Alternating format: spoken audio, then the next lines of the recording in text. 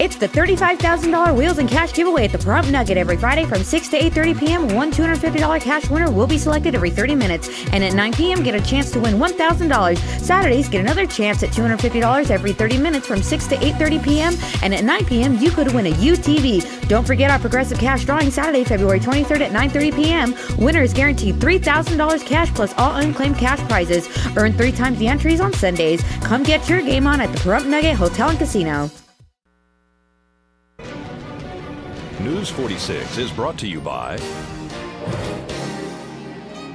Healthcare Partners. News is also brought to you by Comfort Hospice Care, where we give our patients and their loved ones peace of mind, knowing we provide the highest quality of care 24 hours a day, 7 days a week. For more information, call 775-751-0349. News is also brought to you by Hope Cancer Care of Nevada, providing quality cancer care in a spa-like setting. We are Pahrump's only chemotherapy center. Call 1-800-881-4226. News is also brought to you by Bees Embroidery and Garment Printing, specializing in custom and personalized decoration of gifts, garments, and more. Call 775-727-9444.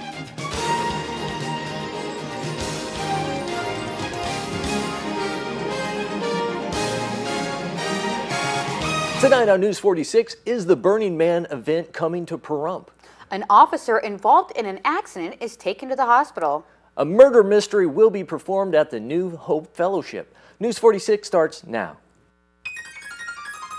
You're watching KPVM News 46 with Glenn Evers and Monique Mitchell. News 46, local coverage you can count on.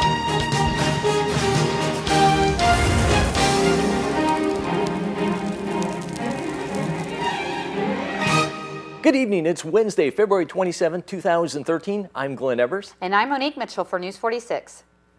An item on last night's town board agenda was to approve an event permit for Mr. Dirk Schmidhofer to conduct an event on town-owned property, including what is not limited to the newly created fairground site. The idea to hold a Burning Man event here in town appears to have come from Town Board Chair Harley Calkin to bring in our town an event that helps spur the economy. Burning Man promotes freedom of expression, theme camps, mutant vehicles, and lots of partying. The regional Burning Man event is a precursor to the main event held each year in northern Nevada's Black Rock Desert, where tens of thousands of attendees gather for a week to celebrate life, respect each other, the land they inhabit, and the spirit that is created there.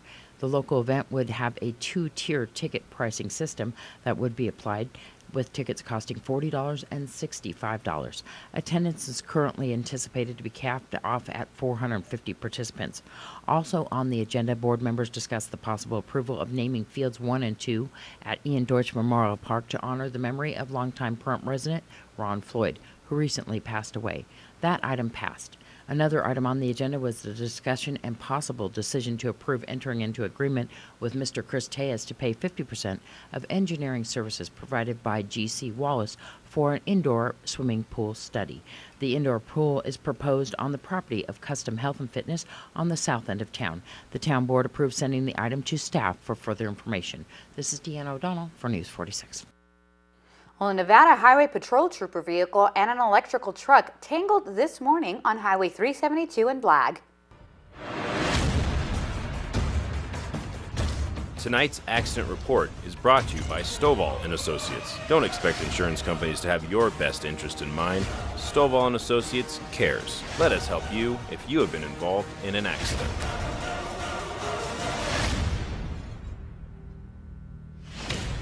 A 2-vehicle accident occurred this morning on Highway 372 and Blag. Pahrump Valley Fire and Rescue, Nye County Sheriff's deputies, and Nevada Highway Patrol were all summoned to the area in the middle of the intersection, which involved a Nevada Highway Patrol trooper and a LaHaye electrical truck. Nye County Sheriff's auxiliary units blocked traffic in all directions while the investigation was being conducted. Nevada Highway Patrol also dispatched other units on scene for traffic control. Nye County Sheriff's deputies were asked to do an independent investigation of this accident, as well as the Nevada Highway Patrol Major Accident Investigation Team, who came out from Las Vegas to conduct this investigation. Apparently, the Nevada Highway Patrol trooper was traveling and turned on his lights and sirens to make a U-turn to go after a car. And according to reports, the LaHaye electrical truck pulled out in front of the trooper at that time. That is when the two collided. The Nevada Highway Patrol trooper vehicle did sustain major damage in this accident, as well as the airbags going off. Now, I must tell you that this trooper vehicle is the only Charger that's out here in this town, and you might recognize it. This is Trooper Pat Walker's vehicle. He was transported to Desert View Hospital, and if you can remember, he did have a triple bypass surgery just recently on his heart. The airbags did hit him in the chest there, and he was checked out and had x-rays at our local hospital here. He has told News 46 that he is suffering from some minor injuries, including bruising and a cut finger. He was released this morning shortly after he was checked out at the local facility here. He is said to have been ordered bed rest at least for a week. The trooper, however, was not so happy about his car. Nevada Highway Patrol has said not to have any other Chargers, so he will be driving a regular vehicle after this. They said that the car sustained major damage and is not able to be fixed in this accident. Of course, Nevada Highway Patrol Major Accident Investigation Team is investigating this accident. This is Deanne O'Donnell for News 46. A 3-vehicle accident blocked traffic right before 11 a.m. on Highway 160 and Oxbow. A 3-vehicle accident occurred this morning on Highway 160 and Oxbow, apparently between a camper and 2 other vehicles. Apparently, the camper hit another vehicle while it was traveling westbound on Oxbow. That, in turn, made that other car strike a vehicle that was traveling down Highway 160. 2 people reported minor injuries in this accident. However, Pahrump Valley Fire and Rescue checked them out on scene, and they refused to be transported. Nevada Highway Patrol was called on scene to conduct the accident investigation. Traffic was blocked in the north-south directions while the investigation was being conducted. This is Deanne O'Donnell for News 46. Well, 2 people have been taken into custody following suspected marijuana trafficking. In trouble with the law? Call Abracadabra Bail Bonds, and they'll have you out in a... Yesterday, the Nye County Sheriff's Office deputies followed up on information that marijuana was being delivered through the United States Postal Service. Deputies made contact with 48-year-old Wendy Kilgis, who consented to a search of mailed packages, which revealed approximately 1 pound of suspected marijuana. A search of Kilgis's residence revealed drug paraphernalia and firearms. At that point, Kilgis's boyfriend, Alan Peterson, came home. It was determined that he was prohibited from possessing firearms. Both Kilgis and Peterson were arrested and booked into the Nye County Sheriff's Office Beatty Jail. Arrested were 48-year-old Wendy Kilgis and 59-year-old Alan Peterson. They are both being held on $5,637 bail for charges relating to possession of drug paraphernalia and possession of marijuana, including ex-felon in possession of firearms. This is Deanne O'Donnell for News 46. We'll have more local news right after these messages.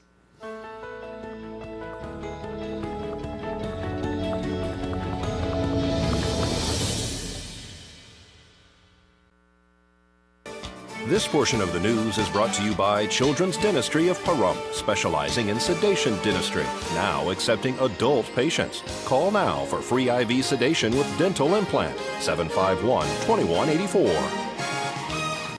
Welcome back to News 46. Healthcare Partners cardiologist Dr. Talis Eric continues his informative conversation from yesterday's broadcast concerning the signs and symptoms of a heart attack. The question of screening, who's at risk and who should be screened. So one way to think about it is this way. If a 35-year-old woman shows up with these symptoms, should we be thinking about a heart attack? Should they be thinking about it? The answer is no. Why? Because they're very low risk to have a heart attack. Almost no 35-year-old women ever have heart attacks. Whereas if it's a 75-year-old person, say, who has 2 family members that died at a young age before 60, who has high cholesterol and is on treatment for that, maybe is diabetic and smokes, that's a high-risk person for heart disease. If they have those symptoms, that has to be taken seriously, and it's a heart symptom until proven otherwise. Is there a schedule that a person should have of occasionally getting these kinds of screenings? Well, this is the subject of a lot of discussion, and the criteria for screening testing has been revised in the past year. So routine screening with advanced testing like stress tests no longer recommended because most people have normal tests And the ones that have abnormal tests usually don't have heart disease anyway. So you have to choose very carefully who gets a screening test. There has to be a high, as we call it, index of suspicion or high risk factor profile before doing screening testing in people who have no symptoms. There's far more to be gained by treating the risk factors than going on a fishing expedition looking for silent disease.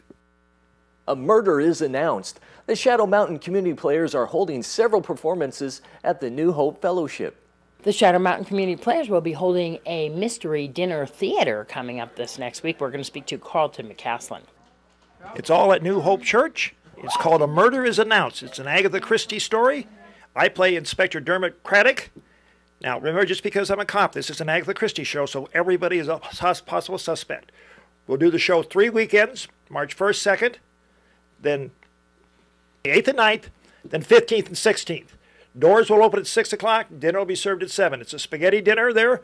The admission is $15. It's at New Hope Church, and all the proceeds will go to Pathways of Hope.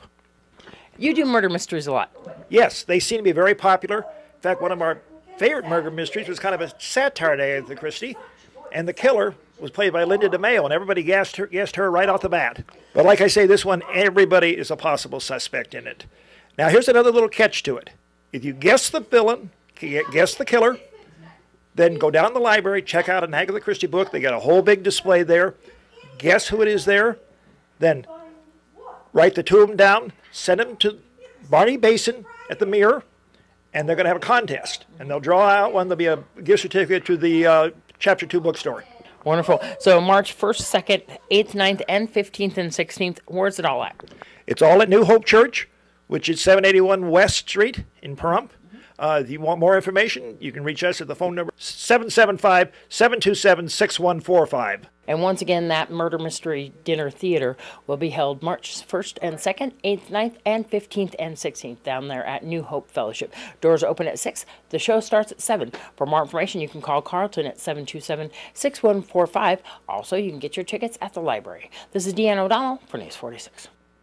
Well, that sounds like a lot of fun. Now let's join Angela Miles with today's first business brief. This is the first business brief for Wednesday, February 27th. I'm Angela Miles. It's becoming tougher on some Americans to buy a new car. According to findings by Interest.com, car prices are on the rise in most metropolitan areas, and the most affordable places to buy a new car: Tampa, Miami, and Detroit. The music industry is finally recording a revenue uptick, the first since 1999. It was one of the first businesses to feel the effects of the digital blues and the ensuing plummet in profits. Global sales rose a scant 0.3% last year, but that's enough to give hope that the industry may finally be able to sing a new profitable tune. In an attempt to improve safety, Harley-Davidson will no longer play music on its factory floor. Music is a staple in many factories, but has become a hot-button topic when it comes to productivity and safety. That's the first business brief. I'm Angela Miles. 9 Communities Coalition Career Connections has partnered with Inspiration Senior Living in a job fair scheduled from 9 a.m. to noon this Friday, March 1st at 9 Communities Coalition locations on West and Wilson Street. If you're interested, you can stop by their office anytime between 8 a.m. and 4 p.m. for an application and more information. Inspirations is asking for a resume and a completed application from each job seeker. For more information, call 727-9970.